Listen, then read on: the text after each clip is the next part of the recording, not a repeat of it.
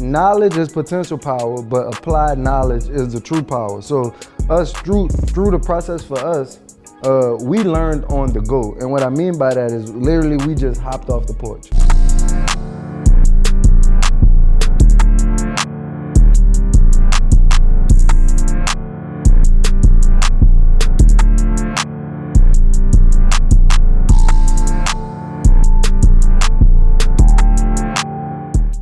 How y'all doing? It's Marlon Watts, co-owner and CEO of World of Vision. Welcome back to the Activate Your Vision podcast, baby. This is going to be a special episode. We're going to tell you, is starting a clothing brand in 2022 worth it? For those of you who don't know, we started this brand with 12 shirts and $120, and we giving you game and jewels and tips to take your brand to the next level. You ain't telling me that we was $1 million brand. $1 million brand. From 12 shirts and $120 to doing over 7 figures in sales the past 2 years, and man, we just want to keep giving y'all the jewels that it takes to be successful. So right? is it really worth it? Is it really worth it? Is starting a brand really worth it? Is it really worth it? I think it's worth it. All right, I'm gonna say it's worth it too. I think it's worth it, but it's tough. It's tough, and we're gonna give y'all some of the challenges that the clothing industry is actually facing right now. So right now, cost of goods is actually risen. Through the roof. Through the roof. If you are going locally and in the States and using distributors and print shops here in the United States, we've seen that T-shirt prices have risen and also labor has risen. So the factories don't have as many people around anymore, so it's costing them more to actually produce the same amount, and so they're charging that to the businesses. What's crazy is another thing, like, if you manufacturing right now, like DHL, because gas prices went up, they even charge inside of that, like the service fee, it be of all the fuel that it take to get here, it be all of the work in between that and all of the stuff that went up. That's actually the duties. It's called like duties and like service fees. And that's what they charge you on top of your shipping prices, because of everything that has skyrocketed. Wow, so that's one thing to definitely be even T-shirts, yeah. bro. We was getting T-shirts for literally like $2.50, the same shirt that we getting now. Yep. Well, I feel like the lowest we got, the shirts that we using now is like $2.80 really, but now it went up to almost $4, which is a whole dollar more. It was at $4 something, $5. $5 at one time. Like, at a time until we started picking our volume back up. And then we got it back down under the $4 range. But bro, prices of shirts like went up, and now it's almost impossible to sell your shirts for less than $10 now. Yep. So like, I mean, people that's still able to sell shirts for less than $10, the margins are very, very, very small.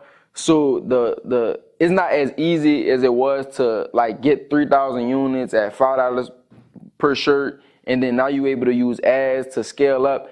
Even ads itself with iOS 14, ads not even doing well no more. So like, I mean, now what we noticing is you gotta do everything. Like you have to have an Instagram, you have to have a YouTube, you have to have a TikTok, you have to have a Twitter, you have to have every social media, and you gotta be engaging and you gotta be actively on each one of these social medias so people could actually see your retargeting ads and they're able to start engaging with that. Because if you just using just ads to just promote your product and you not posting like organic content, then people is definitely not going to be supporting your brand, or they're definitely not going to be shopping as they used to, because the ads is not even able to track the customers that you're trying to get to even. Yeah. It's not even as good no more. Yeah, and just taking the ads into consideration, so that was a big way that we pushed our brand through these digital platforms. Mm-hmm. So that was how you got people to see your brand. Now that, you know, that isn't going the way that it was in the golden era of it, and more people are actually starting brands now, the space is actually becoming more competitive. Super competitive. And it's tougher now to allow your brand to be seen.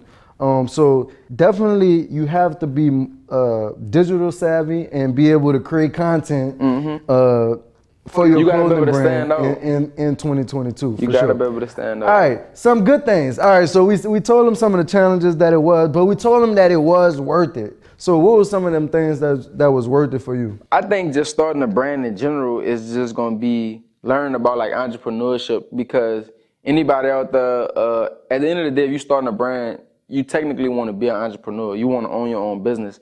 So like through starting a brand, I feel like we was able to create other brands. Yep. We was able to help other brands. Yep. So like through us starting this clothing brand, it's bigger than just clothes. Like us being entrepreneurs, we was able to learn.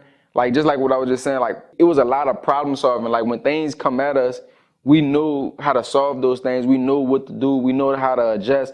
Like when prices of shirts go up, we know how to pivot. Like when ads not working, we know how to transition from doing ads to just doing organic content to doing other type of promotions, influencer advertising. We know how to do different things like that. So I say really the value what I got out of it, besides, everybody thinking it's just your time is free, you got a pocket full of money. Besides those things that everybody look on the front end for, really the back end, you really learning and you growing, you learning more about yourself, you learning more about business. And now you able to just take that, and then in the years to come, I'm gonna be able to apply that same information to other things that's gonna come at me in life. Yep. So knowledge, I agree. Knowledge. Like knowledge is potential power, but applied knowledge is the true power. So us through the process for us, we learned on the go. And what I mean by that is literally we just hopped off the porch with no guidance, no examples. We learned by failing. And with this podcast and the stuff that we got and all the information that's out here on the internet now, a lot of people that starting brands, they don't have to make that same mistake, because now they can get in communities, they can take classes, they can go get a digital product that we have, that we're telling them everything that we did, so they can skip all the mistakes that we made now. So that knowledge is so important when starting your brand. And then the last thing I say is relationships. The relationships that we build while doing our brand, we have made lifelong friends, lifelong business partners, and we have met people that we have served each other in benefits of growing our business and they're growing their business. Exactly. And what I mean by, just one example, we have a relationship with our print shop. So by us having a relationship with our print shop, when we were smaller, he believed in us enough to give us net terms. And what net terms is saying that we can bring him the garments, he would then print on the garments, and then we can pay him back in 30 days. And then we built up a great enough relationship where he even extended that out to 60 days.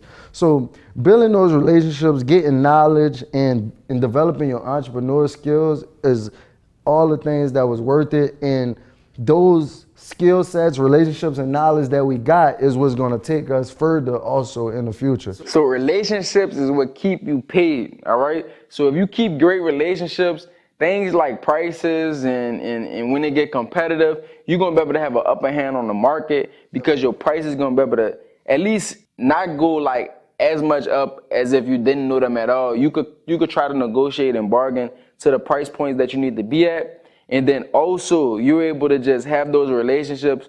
So when things get tough, like you're saying, you may not have $5,000 to put up, to get 3,000 units, but that's what you need right now. You might have a festival coming up, but now you can use those net terms because of the relationships you build or different things like that, man. So definitely keep strong relationships, because those are the people who gonna help you out when things get tough, all right? So if you starting a brand in 2022, it's worth it. Don't forget to go check out our 7 Steps to Build a 7-Figure Empire. Don't forget to like and subscribe to the channel. Like and subscribe to this channel. Go get our 7 Steps to Build a 7-Figure Empire, because that's what's going to teach you how to start from nothing and grow a 7-figure brand like this. Let's get it. I'm Marlon Watts, co-owner and CEO of World Vision, and we out of here. Video.